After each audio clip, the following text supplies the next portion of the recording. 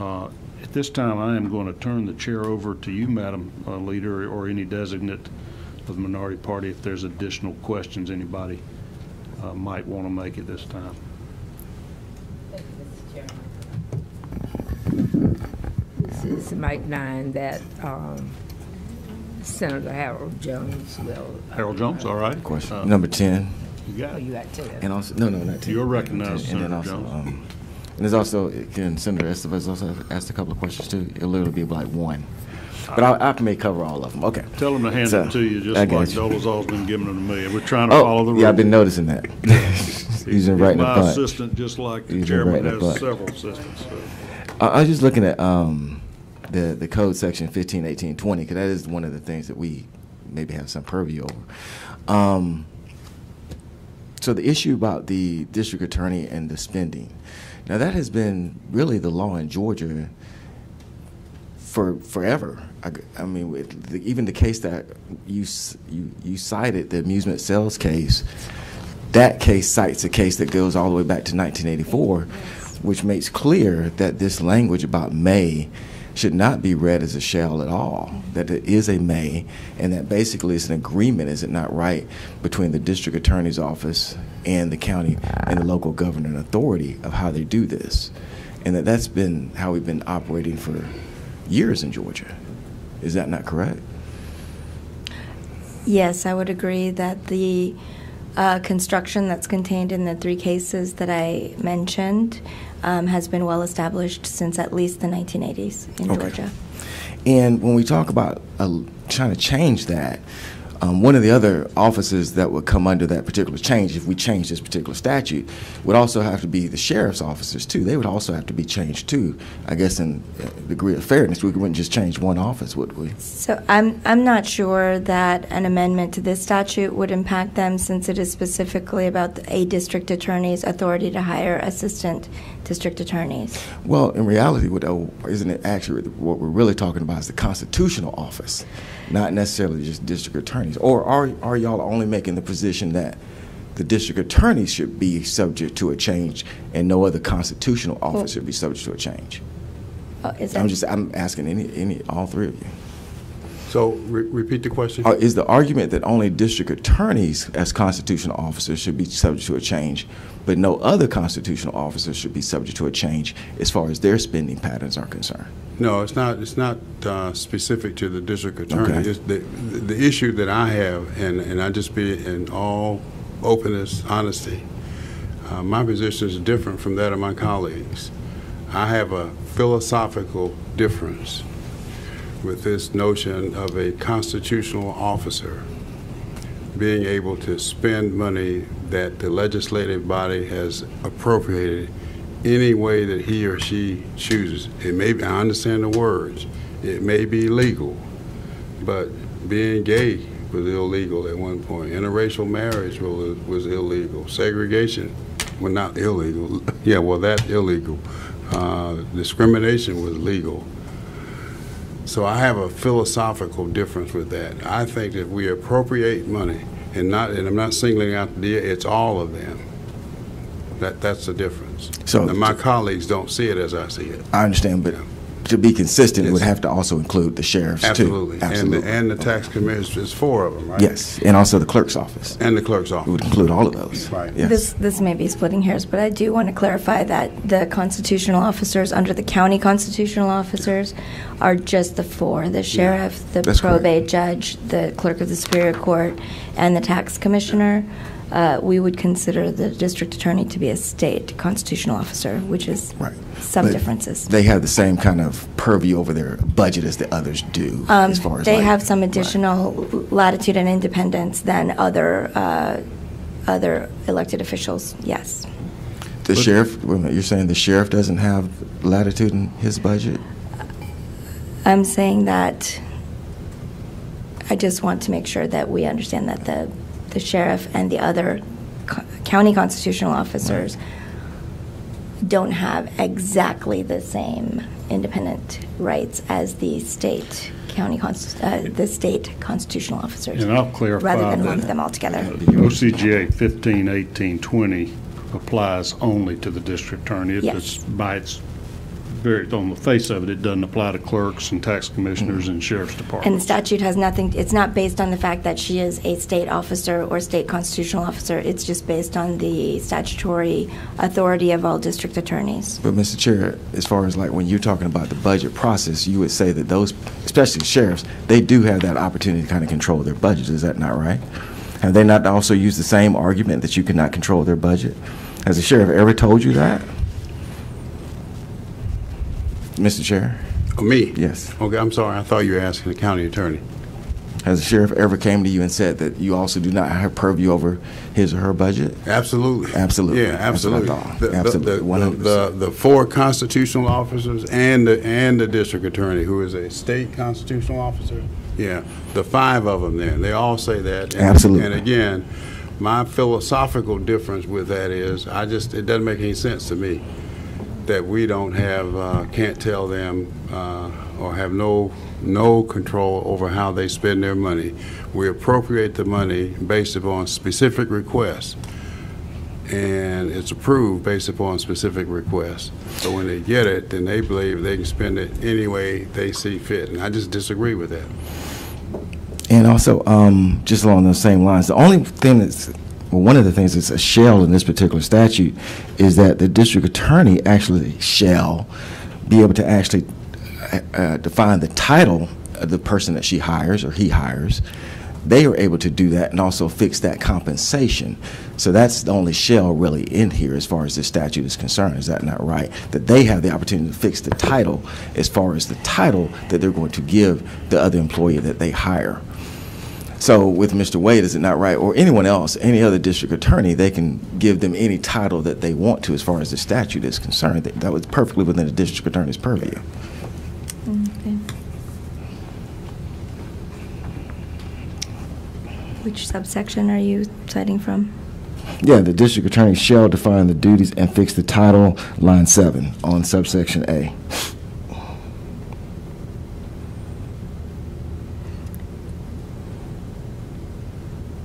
Oh, I see. So that's been completely within his or her purview to do that, according to the statute.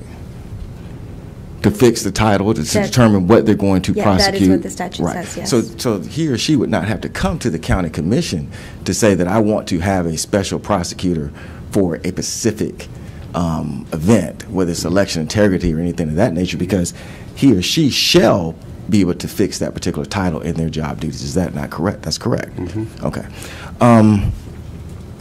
Also kind of looking at this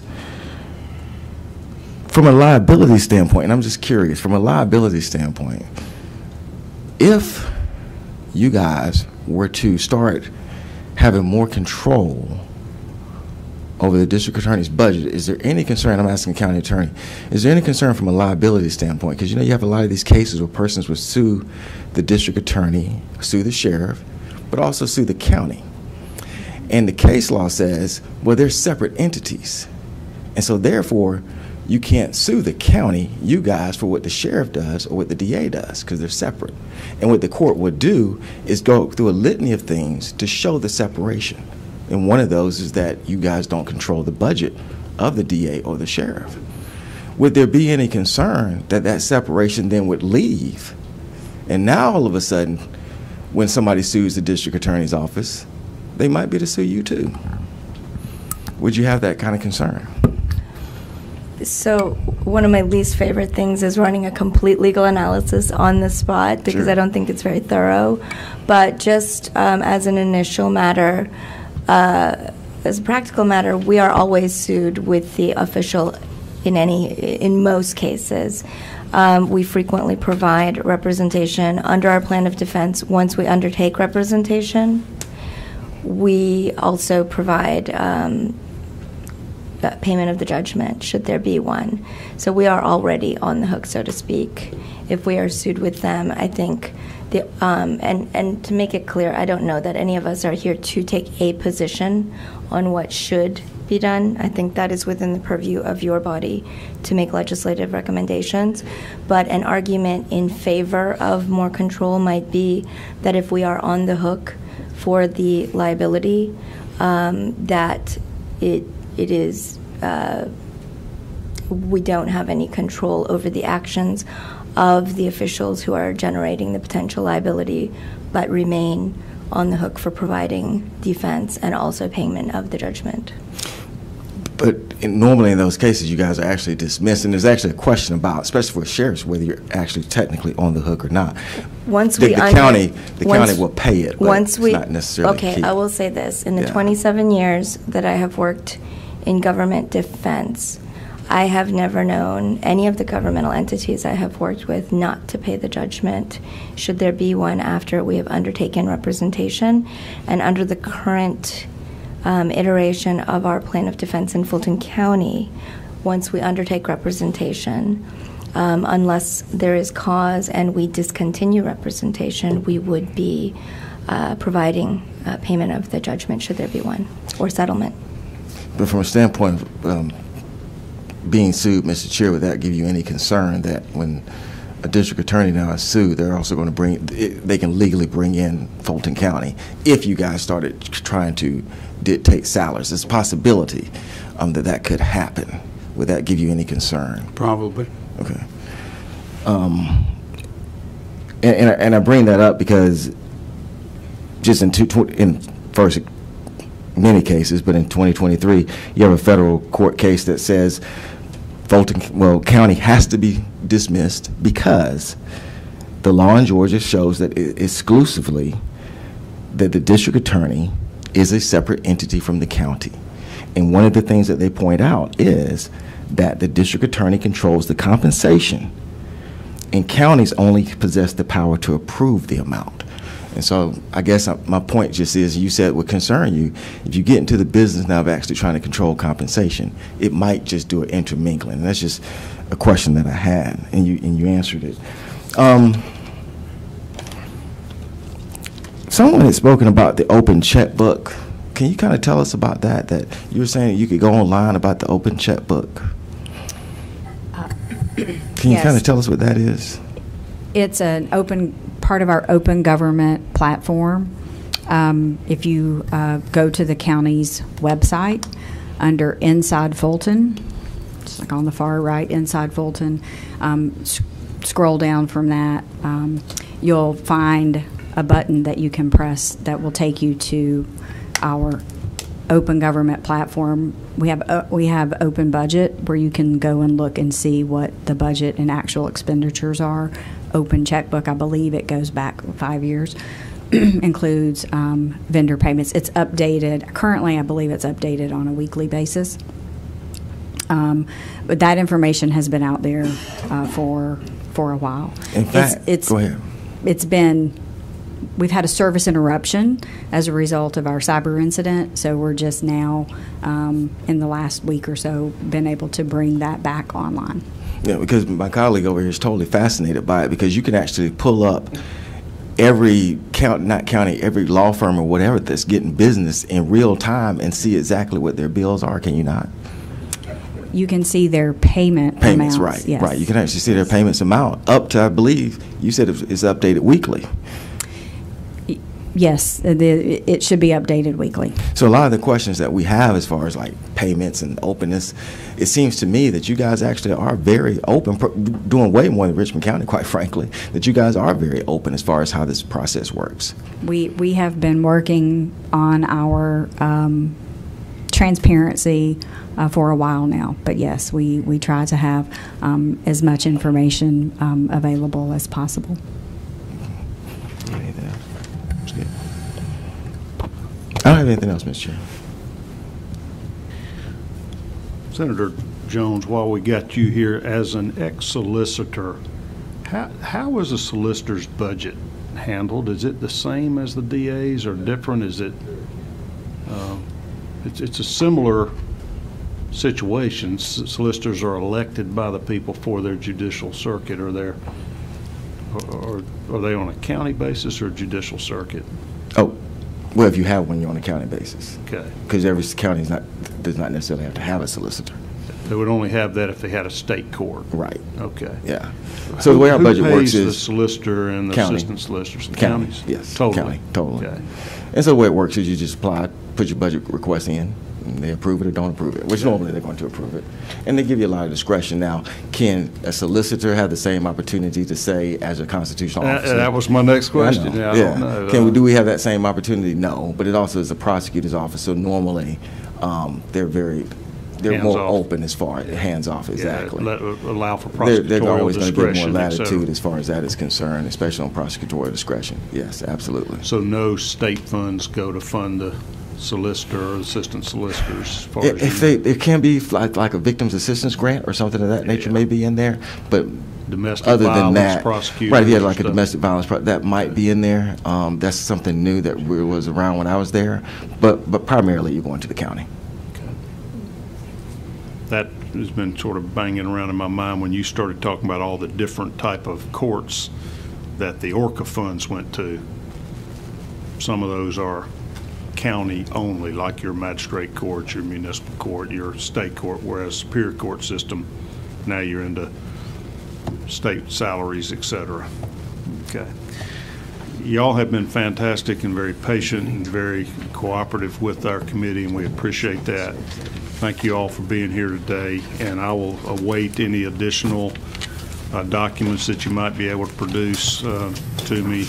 And Ms. Joe, of course, if you'll let me know about anything that's privileged or confidential before we put anything posted to the public site. I will, and I also committed that I would look at the ethics code regarding gifts and honoraria, and I wanted to let you know that I did find the sections that I was thinking of. All right, you want to tell me? Yes, I will go through it real quickly, Sections. hopefully. So there is a prohibition of any officer or employee to solicit or receive any gift from a prohibited source. The prohibited source is defined as someone, among other things, who is seeking official action from or seeking to do business with the county. As far as the disclosure requirements, every year there are certain officials who are required to file a financial disclosure. This includes all elected officials of Fulton County. And one of the things that is required to be reported is any honorarium from a single source in an aggregate amount of $500 or more. And it also includes going back to the $100 or less for nominal gifts that are excluded from the prohibition. If you receive something of value of $100 or more, that should be included in your disclosure as well. Does that have an ordinance number? Yes, it is. Code section number? It is Code Sections 2-67 and 2-69 and 2-79. All of those are part of our ethics code that are codified as ordinance for Fulton County. What do you call the disclosure form you mentioned? I guess it's a gift disclosure, an honorary, or whatever. It's an annual financial disclosure. The section is entitled Disclosure of Income and Financial Interests. So you list any income you make outside of the county and other real property that's owned, and any gifts that were received, any financial interests that are covered in these sections A through C need to be included in the disclosure.